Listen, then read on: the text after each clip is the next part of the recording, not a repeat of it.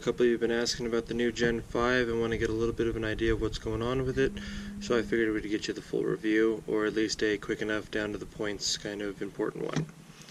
So, this, the new Glock Gen 5. In this case, I am using the Glock 17. Reason being is there's a couple cool different features on this one that are slightly different than the 19, which I kinda liked, but love the 19 as well. So let's start off with the obvious points. No finger grooves. Makes it really comfortable for any size hand. I've enjoyed the original one, but this one is still comfortable for me. So, awesome addition for those people whose hands it did not fit. The other first obvious thing, we do have the slide stop lever on both sides now. Now this is my biggest concern, and we'll talk about this here once we take it apart. I'm really impressed with this part. It does function very well from both sides as a release, even though it was not designed that way. It does actually work well, and again, I'll show you later once we get it apart why that works so well. Alright, the other obvious thing is on the outside. It is set up similar to a Gen 4, so the mag release or mag catch will still be swappable to the other side. Very good to know. The magazine, we do now have a bright orange follower, because that's the cool new popular thing to do, so Glock has given us that. That's what everybody wanted. One little thing that we did notice too that was pretty neat, it's not necessarily super needed, but it is a nice luxury. We do have a nice smoother mag base plate here, which complements the new grooved magwell very nicely. So we've got the expanded magwell here, and we do have the cut groove like you used to see on some of the older Gen 2s. This was something that was discontinued for a while because nobody liked it. In this case it was back by popular demand. So when you've got your magazine in there, it is easier if needed to strip that magazine out for any reason if it does get stuck. So I've got this comfy groove to come up on, and I can easily... Sorry about that, I had to make more room on the camera. So, last notable point was that magwell. So, magwell, quick release. Awesome additions. Good job, Glock. Now, really quickly, we will touch on the finish. Glock has always been pretty secretive about their finish process because they have changed it up a couple times. They were using that Tennifer process that had to, cease being used for certain reasons. Now, it is still a nitration process that is done on this. So, we still have that original Glock strength, the nitration process done on the base, but what they've done over it is they've actually done an ion bonding process. If you're not familiar with that, it is a molecular bonding process that is so strong it can actually be done on top of anodization. And in the past we've known anodization is a pretty strong process. So this actually is essentially, you could think of twice as strong as any other Glock, because it's the original Glock finish plus that ion bonding process over it. They did this on the entire slide, and I'm almost certain they did this on the barrel as well, so that makes it very smooth, even smoother than in the past. So functionality is not going to be an issue. Now, first thing we'll do is go ahead and take this apart, and we're going to notice a couple basic things. Alright, so now that we've got our slide off, we can see a couple obvious things here. So, point out before we go too far into it, you can see the safety in here. So, those of you that have ever played with a Glock 43 or 42 will notice that they have taken that design and used it in here, and that's great because I'll show you a couple of reasons why. Let's go ahead and get this spring out. It is the dual spring, so just like in the Gen 4s, these are usually rated around 5,000 to 6,000 rounds, so that's awesome since the original Gen 2s and Gen 3s are usually around 2,000 to 3,000 rounds. So, awesome to have that back. You can see that very nice new finish on here. That should be the ion bonding as well. While I've got this right here, we'll touch on a couple quick points. The crown of the barrel, we do have that recessed crown in there, so that's going to be really nice, and more importantly, we got rid of that polygonal rifling. So we've got what they're now calling marksman rifling. What this does is, now that we've got standard rifling in there, you will have the ability, ideally, to shoot lead through this. So A couple good improvements that people will like, because originally you weren't supposed to shoot lead through your Glock. That was just a pretty standard rule. So this should be a big change for everybody, and a lot of people are going to enjoy this part. Now, before we get to the bottom part, let's touch on this top part here. A couple things out of here.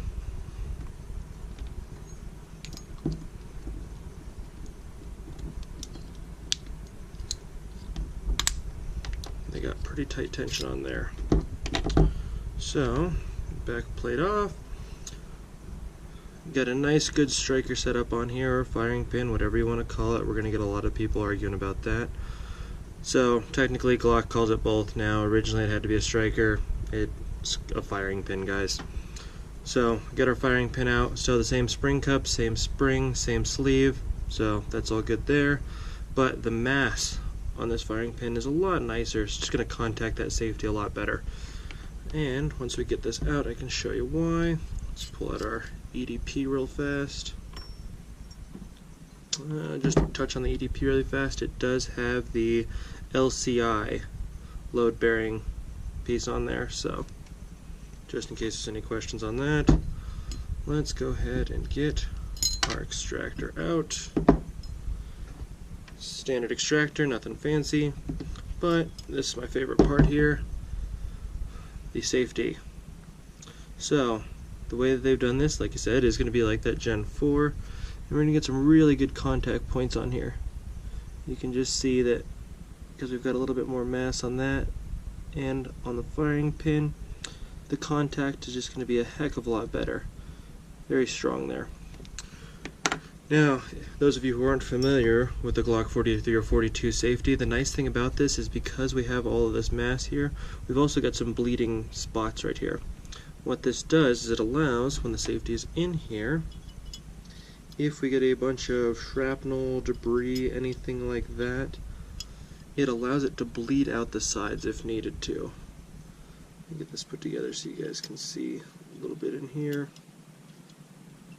So, because we've got that extra mass in there now, and it's kind of hard to see from any of these angles, but with it not fully in, you can see that there's a little bit of mass on each side now.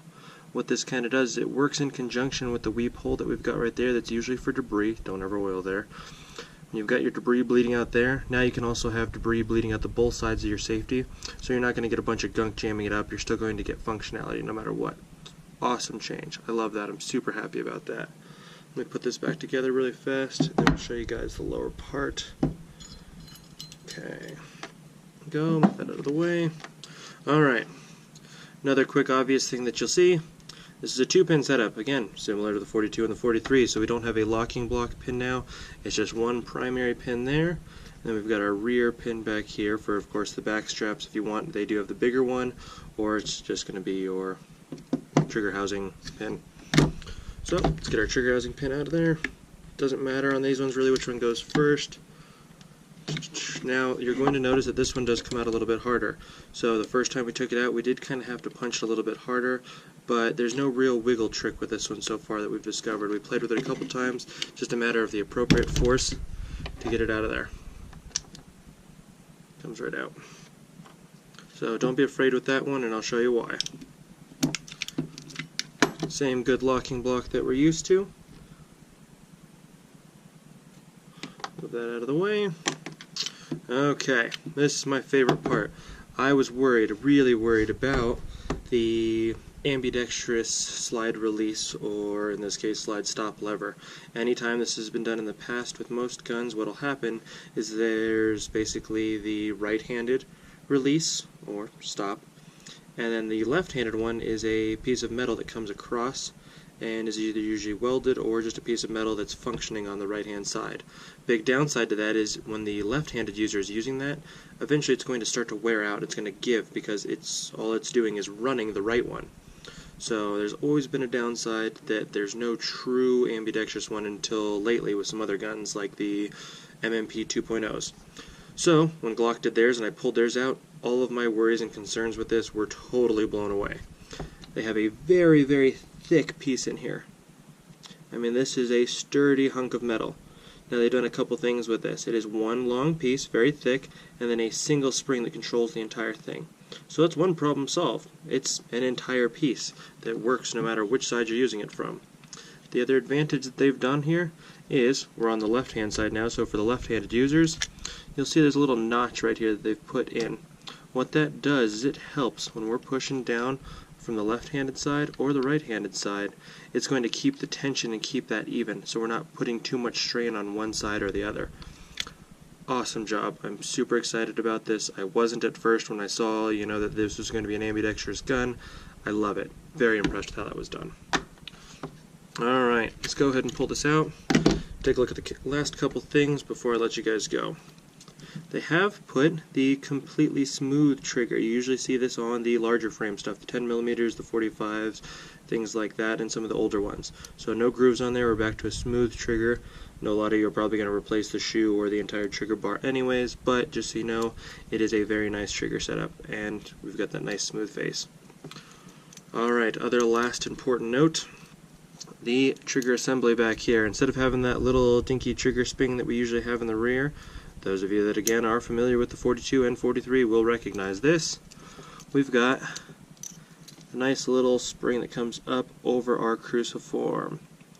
So putting that back on is a matter of sliding that in there just right, catching that piece, and locking it back on there. So you can see I'm really happy with this. We get a lot more reliability as well as just use out of this spring. Not to say that the other ones wore out faster anyway, but you've got a lot more longevity with this setup, so really happy about that. Alright, I've taken this thing apart a couple times now. I've reviewed it, I've played with it. I might have missed something. If there is something that you guys have any questions about or want to know about, because I'm sure I did miss something this time around, let me know, or come on into Jensen Arms and play with one. We do have the 17 and we do have the 19. There is one last thing I want to show you, but I don't want to take up too much time, so what I'm going to do, stop the video and I'll be back in 1 second once I've got it all back together. Alright, I lied, but I am back. Two quick last things to note. One of my favorite things, this only works on the 17, not the 19, but the way that they've designed it with the slide rails now, when you go to take it apart, you do not have to come all the way forward. Right there, pops off. Simple. Same thing with putting it back together. Just slides right over right there, back together. Now, one last thing, just in case you ever have this problem, we discovered this very early on, but if you ever have any troubles getting your Glock back together, your Gen 5 at least, like this, I'll create the problem for us so you can see. Okay. See how it will not go. Right? Now, what we do, get that off. In order to put the Gen 5 back together, the striker can't be in the rear and the safety can't be engaged. So, what you do, push that safety in, make sure that striker is forward. Striker needs to be forward. If it's back like this, engaged, it will not go back together. So just a neat little trick. One little tip, just remember, push that in, make sure your striker's forward, and voila, back together. Let me know if you guys have any questions, or